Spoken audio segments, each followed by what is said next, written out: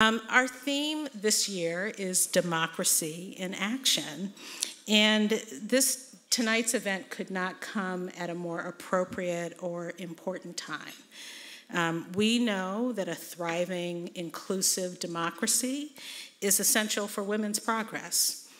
We also know something about what real democracy should look like. A society where individual autonomy is respected and protected, where opportunities are equal, where courts are fair and impartial, fancy that, where equity is centered and prioritized, where healthcare is a right, where the work that women perform is valued, and where gender is never a barrier to achieving success.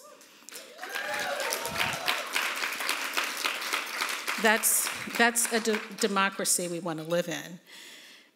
At the same time, we know that at this moment, the thriving, inclusive democracy that we aspire to achieve is under threat. And it is under what is perhaps the most serious threat that we've seen in generations. The Supreme Court has upended core pillars of our democracy by dismantling key constitutional protections, overturning Roe, and systematically eroding protections around equal opportunity and voting rights. There's a justice on the Supreme Court, you can figure out who it is, who's questioned the merits of Brown versus Board. More justices who are questioning LGBTQ equality.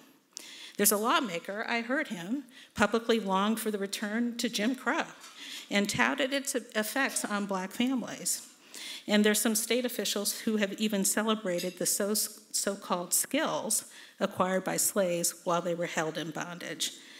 There has been a legal challenge to a maternal health program serving mostly women of color as discriminatory, along with aggressive efforts to undo important recent protections for pregnant workers. And unfortunately, the list is endless. And at every turn, our opponents try to rewrite history and erase the undeniable effects of racism and sexism and ableism and homophobia and other forms of bias that have been there in the formation of our country. And the strategy is simple. If these problems never existed in the past, then there is nothing we need to fix in the present.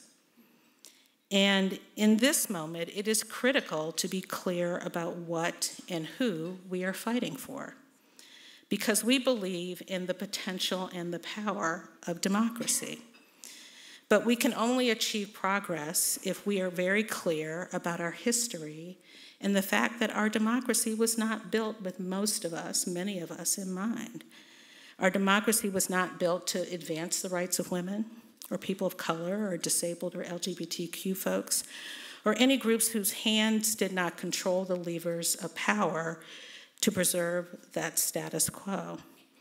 The progress that women have made and the progress we have collectively made to challenge bias in all its forms has only come about when we have been willing to hold our democracy to a higher standard. We have only made progress when we have come together and declared that our Constitution should protect individual autonomy and equal opportunity. When we have challenged the narratives around gender identity and stereotypes about what are considered proper gender roles.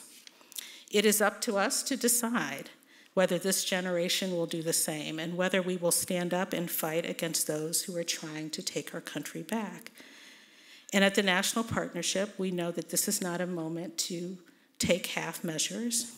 This is a moment to push for bold, disruptive action, to embrace transformational changes, to embrace changes that make our economy, our society, and our democracy more inclusive and more responsive to the needs of those who confront the steepest hurdles.